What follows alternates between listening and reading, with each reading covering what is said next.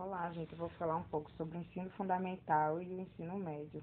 O ensino fundamental é a etapa obrigatória da educação básica e fica a critério do Estado e tem o direito de oferecer esse ensino público de qualidade para as crianças. É obrigação da autoridade regulamentar esse ensino, para assim ele ser bom para todos, né? A partir de 2006, pela Lei número 11.274, que alterou a redação do artigo 32 da LDB de 1996, o ensino fundamental passa a ter 9 anos de duração, iniciando aos 6 anos de idade e reafirmando seu caráter obrigatório e gratuito na escola pública.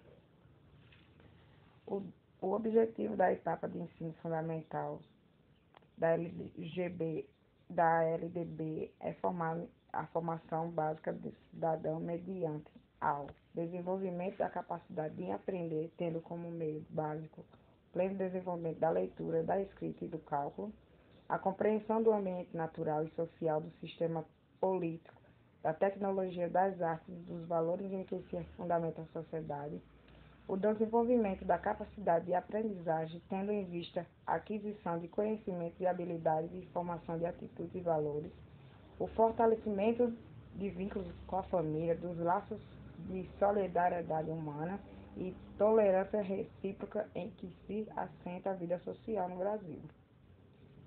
Os componentes curriculares obrigatórios do ensino fundamental serão organizados em relação às áreas de conhecimento: linguagens, língua portuguesa, língua materna para a população indígena, língua estrangeira e moderna, arte, educação física, matemática, ciências da natureza, ciências humanas, história, geografia e ensino religioso.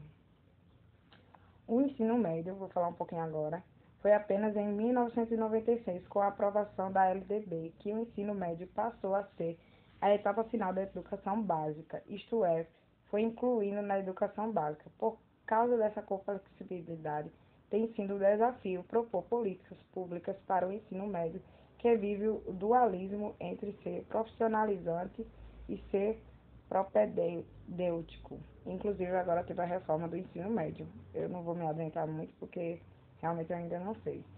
Neste caso, como preparação para a continuidade do ensino em nível superior, através do Enem, né, que a gente sabe que é no Enem que a gente tenta entrar no ensino superior, depois do ensino médio.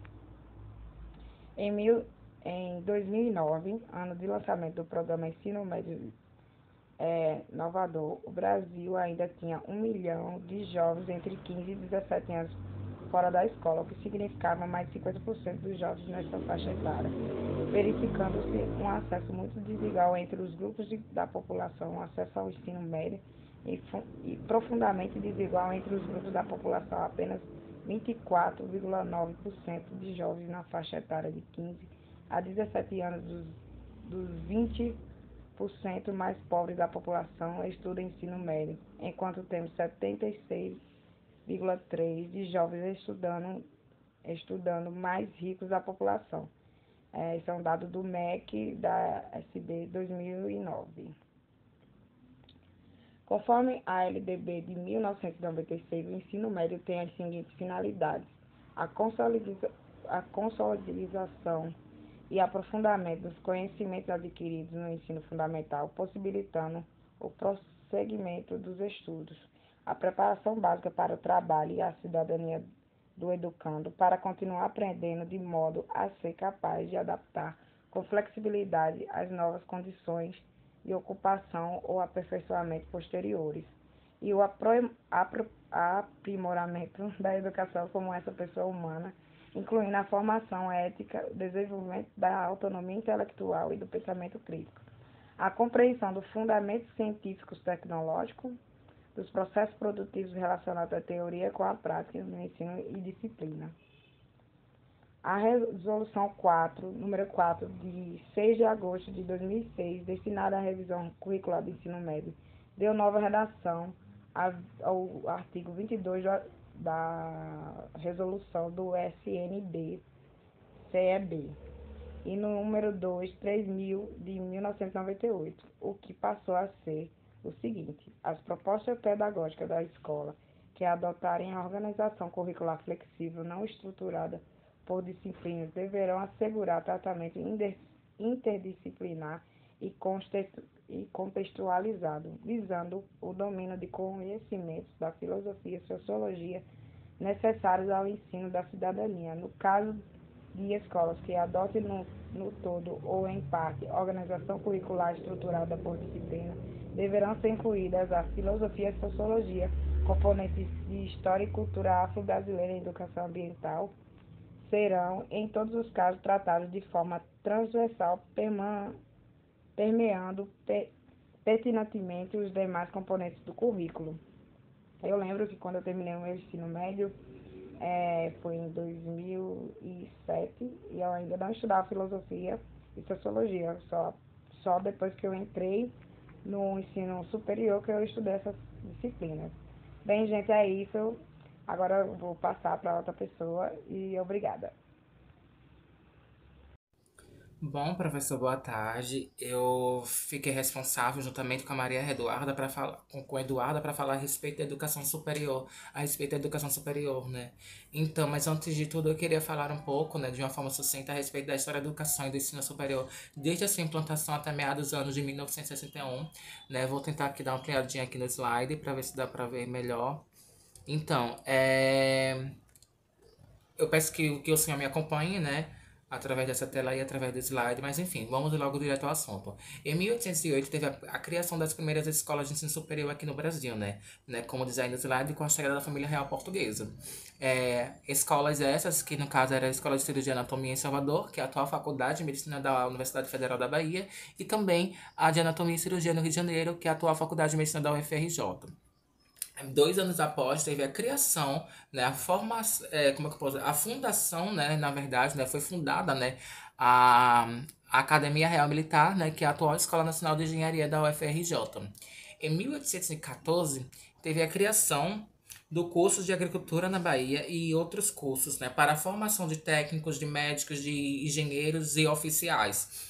É, Em 1818, o país ainda no momento colônia, o país ainda no governo de Dom João VI, né, com a chegada da família real portuguesa, né, teve a criação, né, do Museu Nacional. Esse espaço, o Museu Nacional, não estava apenas voltado, atrelada para as pessoas irem àquele lugar, àquele espaço e admirar, né, e ver aquelas obras, né, aqueles objetos. Mas também esse espaço ele estava atrelado a um espaço para pesquisa, né, para estudar, para estudos. Enfim, é, em 1825 teve a criação do curso jurídico e em 1827 a criação do curso de direito em São Paulo, né? Esses dois cursos eles foram criados, professor, após a independência do Brasil em 1822. E em 1822 não houve mudança no quesito, no formato de ensino e nem a sua ampliação. Vale ressaltar também, não é tela, não vai desligar o celular. Não desligou não, ainda bem, porque o professor tem que colocar um tempo maior nessa tela, porque senão fica desligando, porque tá babado aqui. Então, bora lá, voltar no que eu tava falando. É, com a proclamação da República em 1889, né, o ensino ele desenvolveu-se muito lento. E só quem tinha acesso ao ensino era homens ricos, a elite, os burgueses.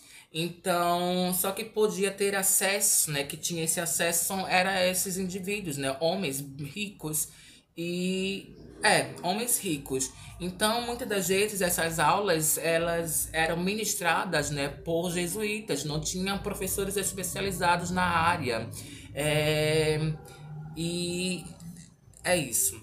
E até final do século XIX, né, existiam apenas 24 estabelecimentos de ensino, né, superior no Brasil, com cerca de 10.000 estudantes. A partir daí, né, as instituições privadas surgiram, né, com a iniciativa das elites. E vamos ler aqui no slide. Nos 30 anos seguintes, o sistema educacional apresentou uma expansão, passando de 24 estabelecimentos de ensino para 133, e desse total, 86 das quais foram criadas na década de 1920. Vale também, professor, lembrando que de 1808 a 1882, né, foram propostos 24 projetos, né, para a implantação das universidades, só que nenhum desses projetos eles foram aprovados. E o período de 1931 a 1945, como está escrito aí no slide, caracterizou-se por uma intensa disputa, né, entre as lideranças laicas e a católica em quesito do controle, isso não vai desligar aqui a tela de novo, da educação. Tá babado. É uma luta para gravar essas coisas. Mas enfim.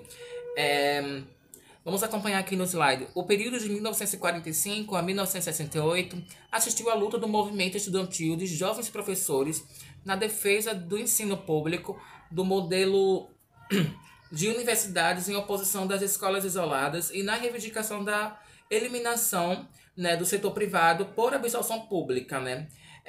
Então, ou seja, né, era essa questão do ensino superior, ela não ficasse apenas detida nas mãos, né, das iniciativas privadas, né, das elites, né.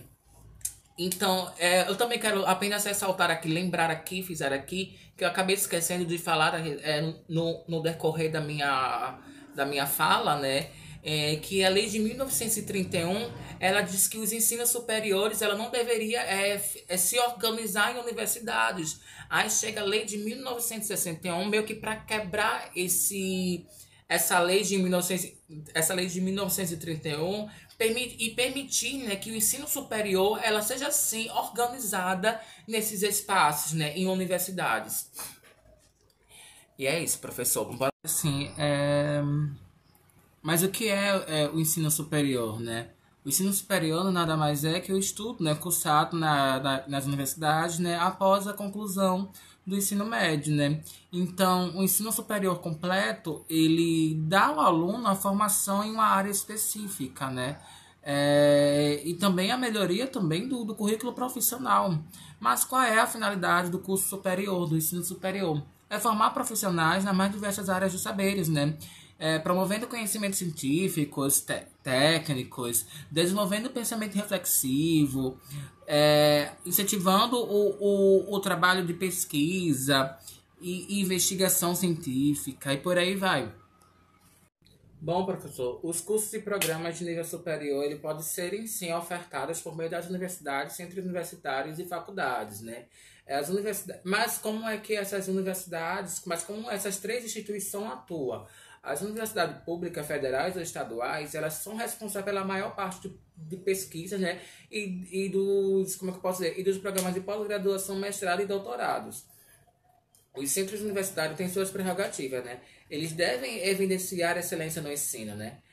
Mediante o desempenho obtido no sistema de avaliação, né, pelo governo federal.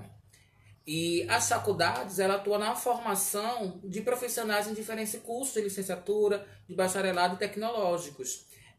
Não tem interesse em pesquisa e em extensão, né? Ela é limitada em questão de abrangência, né? E é a que menos tem autonomia, né? Ofertam uma quantidade menor de cursos.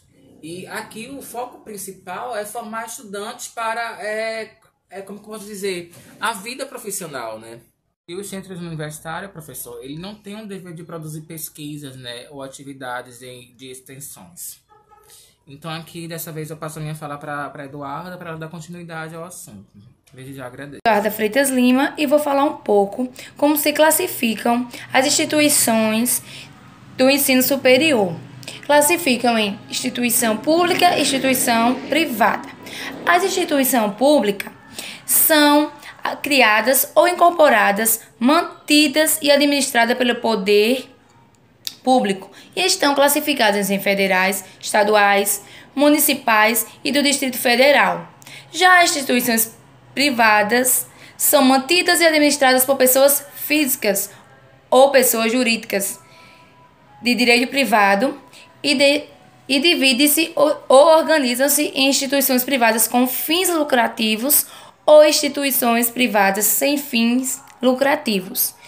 E para conseguir entrar em uma dessas instituições, a pública tem o exame nacional, né? Que você faz a prova até conseguir obter a nota para passar em um dos cursos, né? Nas instituições públicas. Você tem que atingir aquele total de pontos para você conseguir. Muitas das vezes não consegue. Já na particular, você pode se tendo um bom desempenho no ensino que teve, você pode conseguir, né, no processo seletivo, ou uma bolsa no FIES, né? Muitas das vezes você ganha bolsa 100%. Minha parte entre as modalidades educacionais são divididas entre essas três: EAD, presencial e semipresencial. Também temos a educação totalmente própria, né, que é a educação EAD, que é aquela educação que é totalmente através da tecnologia.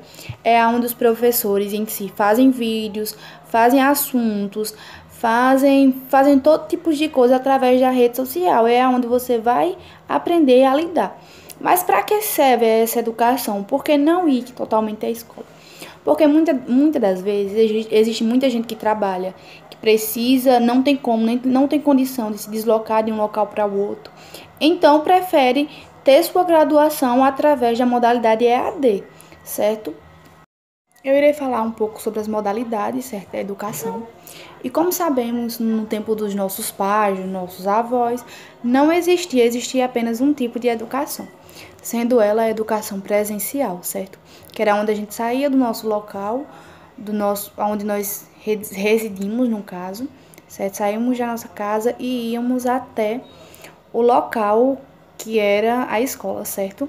E hoje, né, atualmente, tudo mudou. Como tudo muda, até através da tecnologia, né? A tecnologia foi uma das grandes influentes para a educação, certo? Para a educação brasileira, certo? Então, ficou dividida em 3 tipos de educação. A partir dessa mudança tecnológica, certo? No caso, só existia a educação presencial, que a gente ia até o local, né, aonde residia, onde os professores estavam ali para ensinar. Hoje, atualmente, né, através da tecnologia, através das mudanças tecnológicas, dos avanços tecnológicos, né, a educação ficou dividida em 3 campos, certo? Que era o presencial, que é onde saímos do nosso local, onde moramos, para ir até o local onde reside a escola, né, a universidade, ou outro tipo, né, de local. Como também temos a semipresencial, que é quando iremos 1 a 2 vezes no mês ou até uma vez na semana, certo? Na sede, né, na escola ou universidade.